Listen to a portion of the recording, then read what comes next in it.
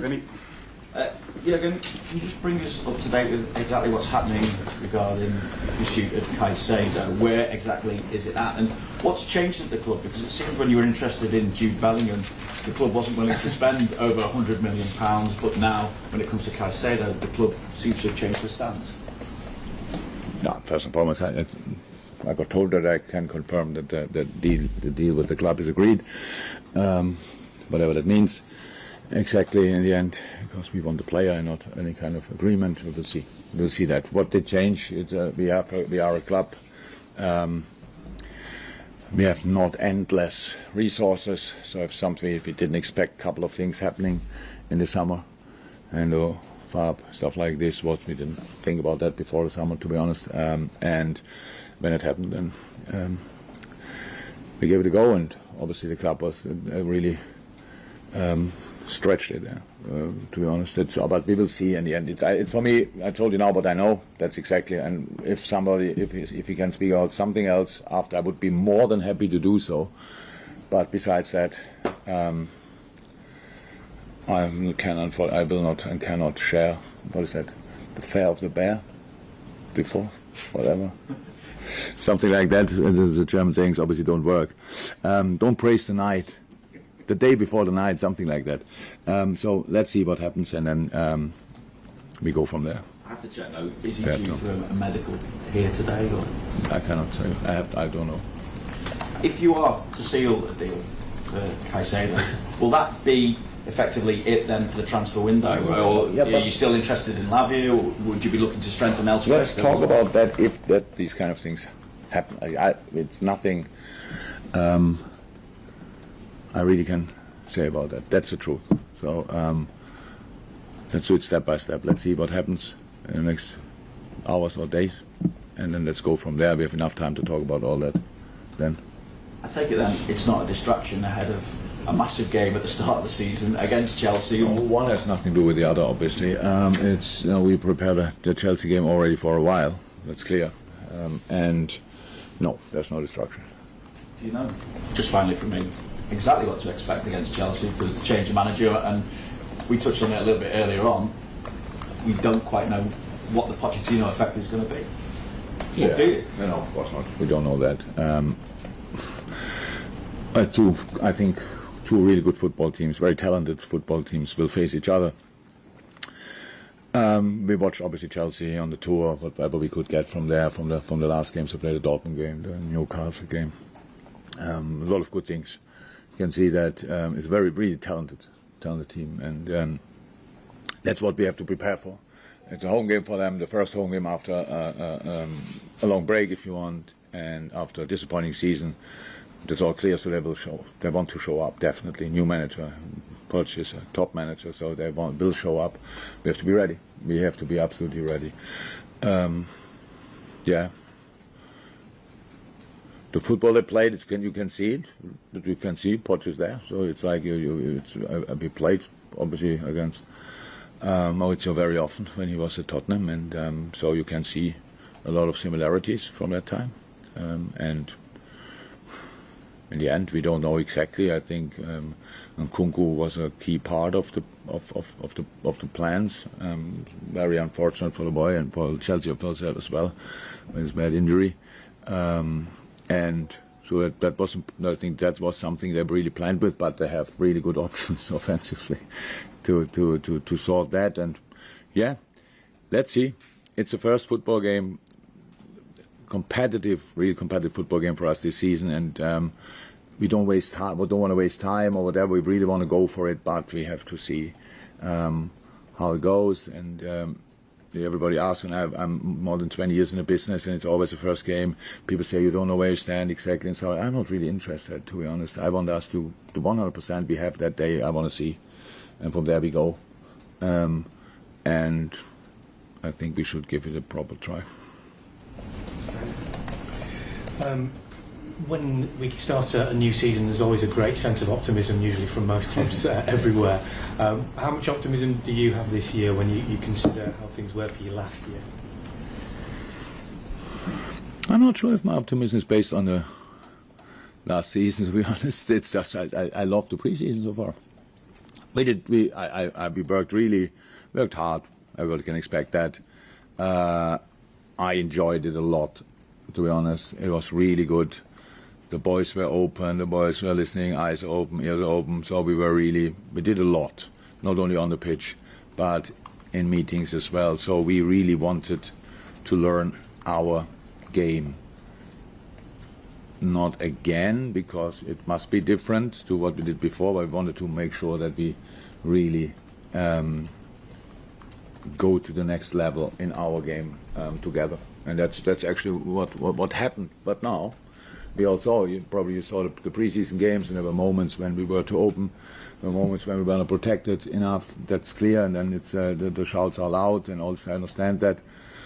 But it's more an organization problem, and nothing has nothing to do with individual quality, because individual quality is extremely high, what we have. So it's my job to help the boys to organize that better, to protect each other better in these moments. Besides that, I enjoyed the preseason, and now let's go. How much of a change is there likely to be in terms of the overall personality of the team, do you think, given the fact that you've lost a few big characters? You've given Virgil the captaincy, for example. And what sort of effects are they going to have on the overall ethos of the team? We have to grow into that. It's not that you can just say it, but it didn't happen 8 years ago with Hendo or whenever it was, and it will not happen now. It's not about that. We don't have to always say, but Millie would have said that, and Hendo would have said that, and Hendo would have shouted here, and Bobby would have smiled here, and all this kind of things. So we should not do it like that. That makes no sense. We have this kind of new start with this Liverpool FC reloaded, if you want, is an exciting thing. So everybody was asking for changes, rightly so, because we were together for a long time and things went really well, and then not that well anymore, and stuff like this. And the timing for a change is probably the biggest challenge in life, to find that. Did it exactly in the right moment? Difficult to answer, but now it happened. And that's good. It's a new chance for everybody. Everybody has to step up, the new leadership group, and not only them. So if you look at the players who are not in the leadership group but have all you need to be a leader, it's absolutely exceptional. Absolutely exceptional. The new voices are great. Cody, Dom, 22, captain of Hungary, Maka, outstanding. So these boys, they are there as well. We all share responsibility, and it's not that we should give ourselves too much time to grow into it. It's just, let's do it. Let's take the responsibility and go from there. And don't try to be like somebody, be the best version of yourself, and then we have a good chance to help the team in the best possible way. And that's exactly where we try to help the boys. Jürgen, what gives you most encouragement about this new LFC Reloaded? The sessions I saw, the desire, the concentration, the readiness, the openness. Just that I saw a lot of things where my thought was in that moment, okay, they mean business. No, let's give it a go. That's it. You could see it. We are not happy. But it's not that I want to remind the boys every day and say, by the way, last year it was like this and that. Makes no sense. But it's deep inside. It's there anyway. It's anyway there. So we want to show up, and it's we have absolutely we have in a few weeks' time, whenever the draw is, and we are really happy to play European League. But of course, we want to be Champions League a year after. So there are two possibilities: you qualify for the Champions League or you win the European League. So both is pretty difficult, but both we should give a try for both, I would say, and then we will see if we can do it or not. So. We have targets, a lot of targets. We are highly motivated, and how I said, my good feeling is based on the things I saw and the things we did during the preseason. You've always been very passionate about player welfare. How difficult and how much pressure is it going to put on players now, this new IFAB directive that's been taken on board by the Premier League, in terms of added time? And we're talking about games being over 100 minutes, and it might be watered down as the season goes on. We don't know that, but it's if it isn't, it's going to mean an extra sort of 5 or 6 games per season. It's difficult. Difficult to answer. So I know where you're coming from. We have a 90-minute game, and in the end you have a net game time, ball in play between 50 and 55 minutes and stuff like this, and everybody could ask, okay, where's the ball the other time? So, and there are obviously moments where the ball is out and it's part of the game and it's completely fine, but how much do we have to extend that in this moment, stuff like this?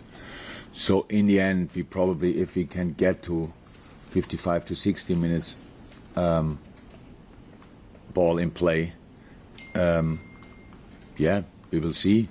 That means that doesn't sound too difficult, I have to say. When I speak about player welfare, I speak about that in general. We have too many competitions, we have too many games in general now, but having 3 or 4 minutes a game, more ball in play, I can see it now that it will make a massive difference. We will see that there will be a massive difference in the end of the. If you have 10 minutes extra time, imagine that 90 minutes played, it's 0-0 or whatever, or 1-0 down or whatever, and then you see 10. That gives you a boost. That will be intense, stuff like this. Everybody will go for that. So that will be interesting to watch. I don't know yet exactly how influential that will be. We will see that. But I understand where they are coming from. It's always like I think time wasting got too much in the last years. But I think even more so, rhythm breaking was a massive feature, and it came up in the last years, and you thought, oh my God, what are you doing now? You have 2-3 good situations, and the keeper stays down for 2 minutes, and you think, what does he have? Nothing. So it's difficult to judge in these moments, obviously, but that got more and more. From that point of view, I'm quite happy that we try to go for that. I thought it makes sense to give earlier yellow cards. You don't want to have a yellow card for time wasting, so, and especially not after 15 minutes or whatever. That's clear, you might not do it then. But I hope at the end we find like a good solution together, that we don't have 10 to 15 minutes extra time and yellow cards everywhere. We need to find a solution. Right? But as a wake-up call, come on, we're actually here to play football and not to let the time run down somehow in the moment when we have the result we want. I think from that point of view, I rather think it's good, but again, more football is really difficult to take in, because we are on the edge. There's no doubt about it. There's no doubt about it. Each other sports person, I know, with the football people and football fans are like, how about I do this, they do that, they earn this and that. It has nothing to do with it. We are at the edge. We have to make sure that in the future, we have to sort that. Unfortunately, there are not as many discussions about it, because that costs money, and nobody's really happy to do that. So we will see how the next season goes in that department. It will be really interesting. I'm 100% sure I stand out there, and if we are 1-0 up and somebody tells me 12 minutes, I will not be over the moon.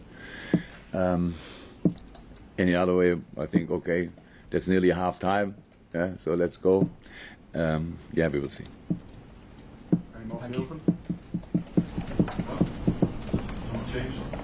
Jürgen, just on the transfers and the way the prices have gone up, a number of years ago you said you could never envisage spending like 100 million on a player.